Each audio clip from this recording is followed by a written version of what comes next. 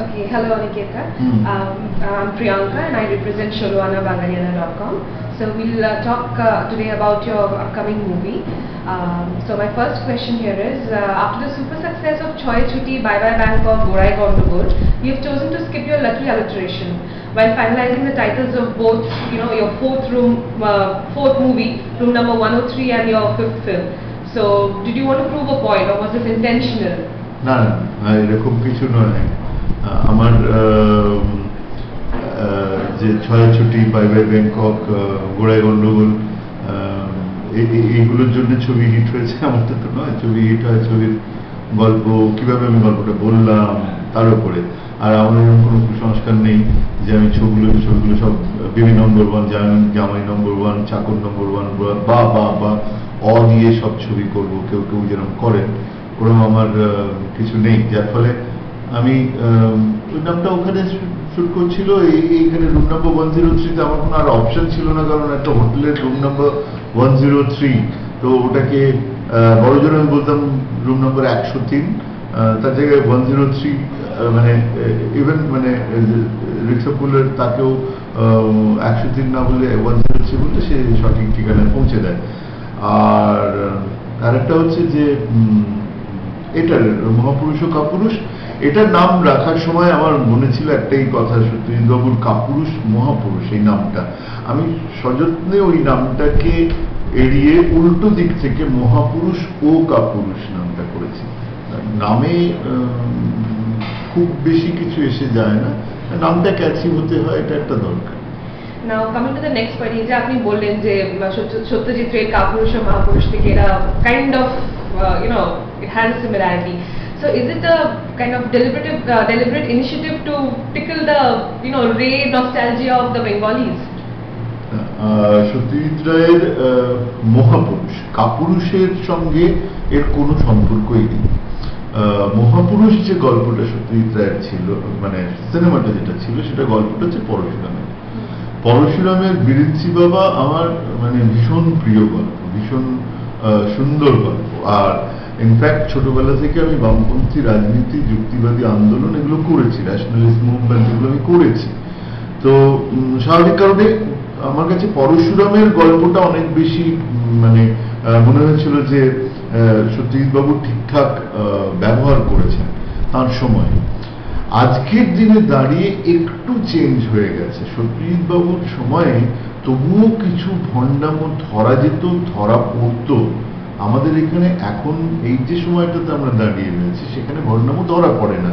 এক ভণ্ড যায়, আর এক ভণ্ড আসে, আর এক ভণ্ড আসে, তার বদলে মানে ভণ্ডামির শেষ চলছে, মানে শেষ নেই কোথাও।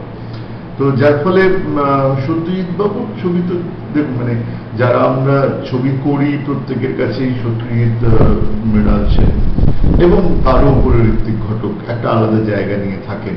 এদের যে কোনো কাজই, ধরুন আমি কালকে একটা যদি ছবি করি, কোমল গান্ধারের কোথাও থেকে নামটা নিই, তাহলে সেটাকে ট্রিবিউট টু ঋত্বিক ঘটক আলাদা করে প্রতি মুহূর্তে আমি এই যারা সিনেমা করেছেন বাংলার, এদেরকে প্রতি মুহূর্তেই তো আমরা মানে মনে করি। তো কাজে আলাদা করে সত্যজিৎ রায়কে আর টিকিট করার যে কথাটা বলছো, আগে একটা তো ভ্যালু আছে, একটা তো কোথাও দেখো আজকে অটোগ্রাফ, একটা তো কোথাও নায়কের জায়গাটা এনে, কোথাও চারুলতা, হ্যাঁ মানে কোথাও তো ইয়েস, এটা তো করার ব্যাপার আছে।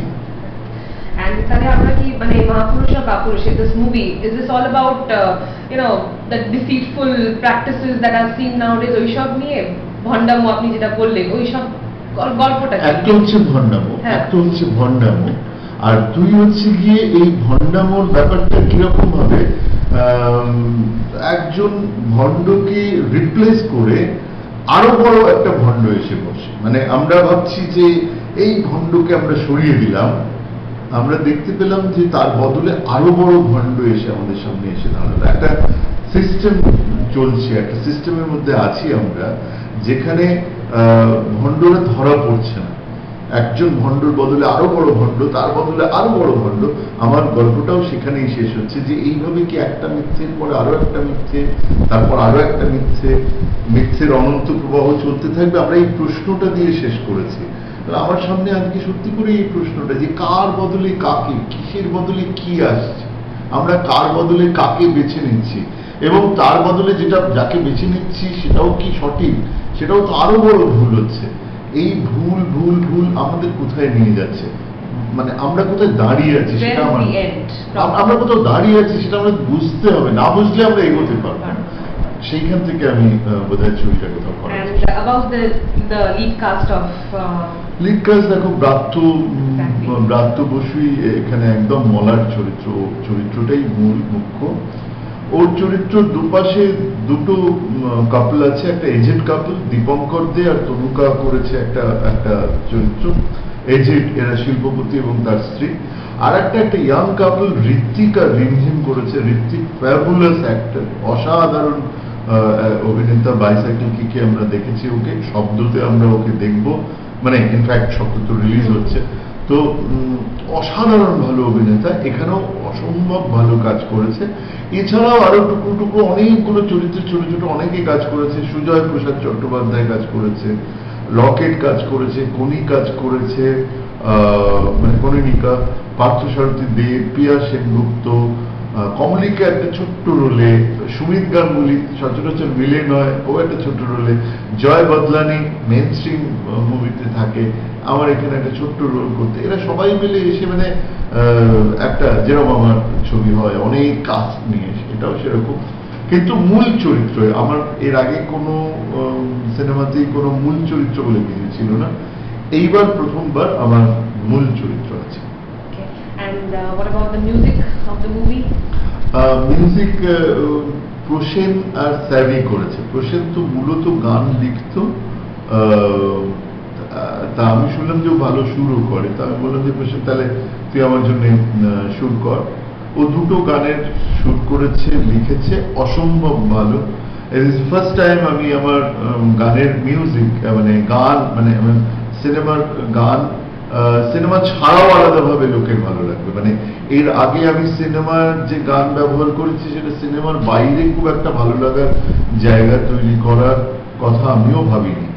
এইবারে যে গান তৈরি হয়েছে তাতে সিনেমার বাইরেও গানটা ভালো লাগবে। সাইবের তৈরি করা একটা গান, প্রসেনের তৈরি করা দুটো গান, আগুনের পরশমণি, আর দুটো স্তোত্র আছে, উপনিষদ থেকে দুটো স্তোত্র পাঠ আছে।